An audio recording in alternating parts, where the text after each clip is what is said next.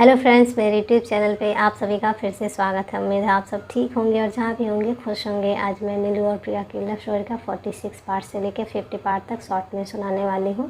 तो स्टोरी शुरू करने से पहले आप सबसे एक रिक्वेस्ट है, अगर आपको ये वीडियो अच्छी लगती है तो प्लीज़ लाइक करें, कमेंट करें, शेयर करें अपने दोस्तों में।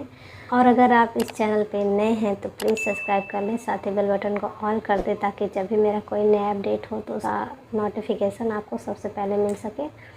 तो शुरू करते हैं स्टोरी। रात का टाइम होता है। नीलू सारा दिन प्रिया का इंतज़ार करती है पर फिर भी प्रिया उससे मिलने नहीं आती है, जिसकी वजह से नीलू को थोड़ा गुस्सा आने लगता है प्रिया पे। तो जब वो काम कर रही होती है तो पीछे से प्रिया आके उसको हक करती है, तो नीलू गुस्से से उसका हाथ छुड़ाती है और पीछे उसको थोड़ा सा पुश करती है।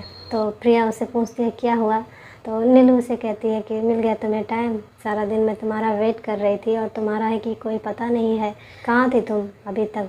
तो मतलब ऐसे ही उससे रूडली बात कर रही होती है। तो प्रिया उससे समझाती है कि मेरे घर मेहमान आए थे इसलिए मैं नहीं आ पाई। तो नीलू उससे पूछती है कि कौन है मेहमान में। तो प्रिया उससे बताने ही वाली होती है कि वो सागर है, लेकिन उसके बताने से पहले रिया आ जाती है प्रिया के बारे में पूछने के लिए। तो नीलू का ध्यान रिया पे हो जाता है, वो प्रिया की बात सुन नहीं पाती है। तो जब प्रिया रिया से पूछती है कि तुम यहाँ पे क्यों आई हो, तो वो बताती है कि सागर भैया तुम्हें बुला रहे हैं, कुछ काम है, जाओ जाके देख लो। तो जब नीलू सागर का नाम सुनती है तो उसके रोम रोम में आग से लग जाती है कि मतलब ये सोच के कि ये उसकी वजह से मुझसे मिलने नहीं आई थी। तो ऐसे ही सोच रही होती है और फिर प्रिया को ऐसे गुस्से से देख रही होती है। तो फिर प्रिया रिया से कहती है अच्छा तुम जाओ, मैं अभी आ रही हूँ। तो रिया चली जाती है। तो फिर प्रिया नीलू से पूछती है कि क्या हुआ, तुम इतना गुस्सा क्यों कर रही हो। तो नीलू प्रिया से बोलती है कि अच्छा तो तुम उसकी वजह से नहीं आई मुझसे मिलने, ठीक है जाओ तुम देखो जाकर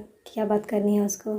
तो फिर मतलब ऐसे ही दोनों आपस में लड़ रही होती हैं। तो उनके लड़ने की आवाज़ जो है वो आके कानों तक पहुंचती है। तो आती हैं और दोनों को ही अच्छा खासा डांट लगाती हैं और फिर वो चली जाती हैं। तो फिर प्रिया उसे फिर से हक करने की कोशिश, फिर ऐसे प्रिया जब उसको हक करने की कोशिश कर रही होती है तो नीलू फिर से उसको छुड़ा के थोड़ा ज़ोर से धक्का दे देती है, जिसकी वजह से वो दीवार में थोड़ा लड़ जाती है और उसके कोहनी पे ऐसे चोट लग जाता है। तो फिर नीलू जब देखती है उसको तो जाती है उसको उठाने। तो फिर प्रिया उससे बोलती है नहीं रहने दो, हमेशा तुम मुझ पर गुस्सा करती हो, मेरी कोई गलती भी नहीं होती है, फिर भी रहने दो, मैं चली जाऊंगी। तो फिर इतना कह के वो चली जाती है, उसको देखने भी नहीं देती है कि उसको चोट लगी है या नहीं लगी है। तो फिर जब प्रिया चली जाती है तो नीलू को पछतावा होता है। तो फिर वो सोचती है कि अच्छा ठीक है, मैं अपना काम ख़त्म करके जाऊँगी, उससे मिल आऊँगी।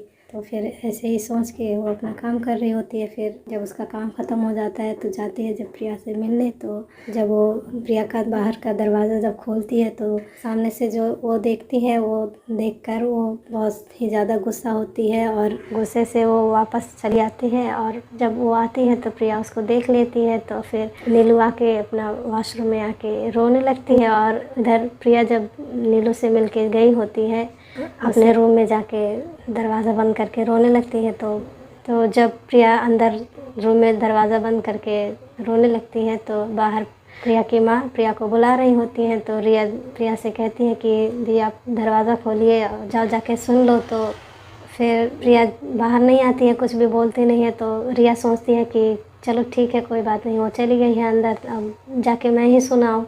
तो वो चली जाती है बाहर और पहले से उसकी भाभी जो हैं वो चली जाती हैं छत पे। तो घर में से सागर रहता है और प्रिया। तो प्रिया रिया की बात सुनती है और अपना आंसू आंसू पोंछ के बाहर निकलती है।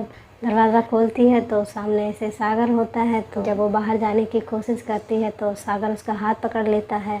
तो प्रिया उसको छुड़ाने की कोशिश करती है और सागर ने वहीं पे हाथ पकड़ा होता है जहाँ पे प्रिया को चोट लगी होती है, जिसकी वजह से उसके मुंह से चीख निकल जाती है। तो सागर उसको देखने लगता है कि क्या हुआ तुम्हें।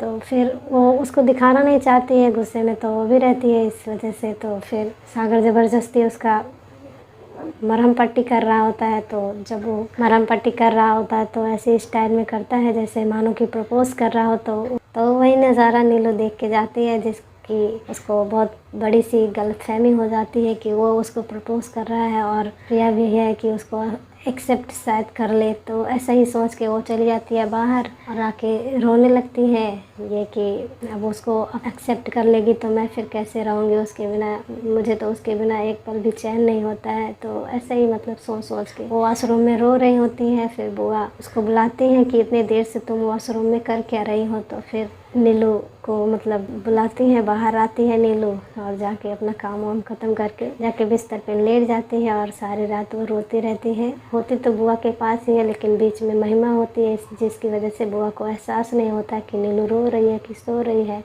जबकि सारी रात नीलू सोती नहीं है, सारा रात नीलू रोती ही रहती है। इधर प्रिया भी ये सोचकर नीलू से मिलने नहीं आती है कि हमेशा मैं ही क्यों उसको सफाइयाँ देती फिरूँ, मैं नहीं जाऊँगी। तो ऐसा सोच के वो भी चली जाती है अपने रूम में और वो भी रात भर रोते रोते सो जाती है। फिर सुबह जब होती है प्रिया बिना मिले ही नीलू से चली जाती है कॉलेज।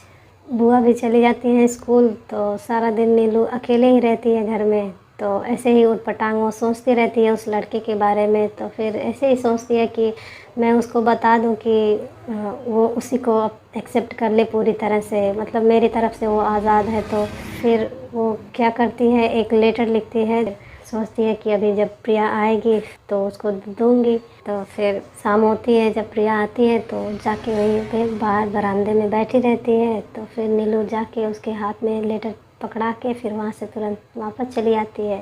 तो फिर प्रिया जब देखती है उसको कि उसने ब्लड से लेटर लिखा है तो दौड़ी भागी आती है। नीलू घबरा भी जाती है और उसकी आंखों में आंसू भी होता है। इधर नीलू का भी वही हाल होता है, पर प्रिया को जो है वो अपना हाथ नहीं दिखाना चाहती है। तो फिर से जाती है, उस पर दवाइयाँ लगाती है। तो नीलू ऐसे झटक के अपना हाथ उससे छुड़ा लेती है। तो फिर प्रिया उसे डांटती है कि अब तुम ये भी नहीं करने दोगी। प्रिया ऐसे नीलू को सुना रही होती है और नीलू चुपचाप से सुन रही होती है। फिर प्रिया उसे हक कर लेती है। तो फिर जब प्रिया उसको हक करती है तो नीलू का जो गुस्सा होता है वो धरा का धरा रह जाता है, मतलब वो एकदम से वो शांत हो जाती है। फिर ऐसे ही प्रिया की बातें सुनती है, प्रिया उसको डांट लगाती है, रोती भी है और उसकी केयर भी करती है। तो पहले तो नीलू उसको फील कर रही होती है, फिर उसी सागर के बारे में सोच रही होती है कल वाली बात को। तो फिर प्रिया को इसे थोड़ा दूर करती है और कहती है तुम अभी के लिए यहाँ से चली जाओ, मैं तुमसे बाद में बात करूँगी। प्रिया मान जाती है कि अच्छा ठीक है, अभी के लिए तो मैं जा रही हूँ लेकिन फिर बाद में मैं आऊँगी। तो फिर ऐसा कह के वो चली जाती है। फिर नीलू अपना मूड सही करती है, उसके बाद जाके बुआ के पास बैठती है। तो बुआ उसे पढ़ाई करने के लिए कहती हैं कि अभी टाइम है, जाओ जाके थोड़ा पढ़ लो। तो फिर नीलू सोचती है कि जाओ जाके थोड़ा पढ़ लो, शायद मेरा मूड सही हो जाए। तो फिर ऐसे सोच के वो जाती है पढ़ाई करने के लिए। तो महिमा उसे डिस्टर्ब करती हैं। तो बुआ उसे कहती हैं कि जाओ जाके छत पे पढ़ाई कर लो। तो नीलू सोचती है कि अभी जाऊंगी तो प्रिया से मुलाकात होगी, तो फिर कैसे मैं उसको फेस करूंगी। तो ऐसे सोच के पहले तो बुआ को मना करती हैं, फिर मान जाती है। फिर वो चली जाती है ऊपर छत पे पढ़ाई करने के लिए। तो फिर जब नीलू जा रही होती है तो प्रिया उसको देखती है तो सोचती है कि अभी भी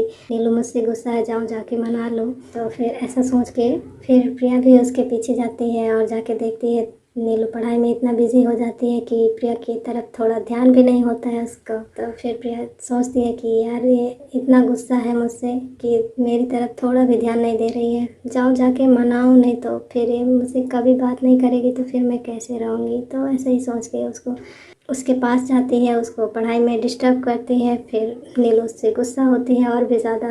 प्रिया उसे मनाने की कोशिश कर रही होती है ये कह कर कि यार मैंने कोई गलती नहीं की थी और जो भी तुमने देखा वो गलत था, वो मुझे मरहम पट्टी कर रहा था, मुझे चोट लगी थी। तो नीलू उससे पूछती है कि कहाँ तुम्हें चोट लगी थी, मैं तो आ रही थी तुम्हें देखने के लिए। तो फिर ऐसे ही मतलब वो दोनों बात कर रही होती हैं। प्रिया को कुछ समझ में नहीं आता है और प्रिया बात करते करते नीलू को ऐसे ही चुपके से किस कर लेती है। तो फिर नीलू उससे कहती है यार तुम मुझे क्यों डिस्टर्ब कर रही हो, प्लीज़ यहाँ से चले जाओ। तो फिर ऐसे ही दोनों आपस में बहस कर रही होती हैं। तो फिर कैसे करके प्रिया उसे मनाने की कोशिश करती है, फिर मान जाती है नीलू, लेकिन कहीं ना कहीं उसके दिल में अभी भी वही सारी बातें गूंज रही होती हैं सागर के बारे में।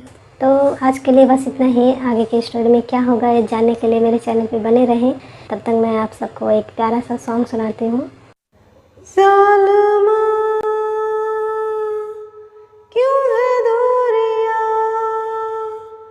उड़े तेरे लबा मैं कहाँ,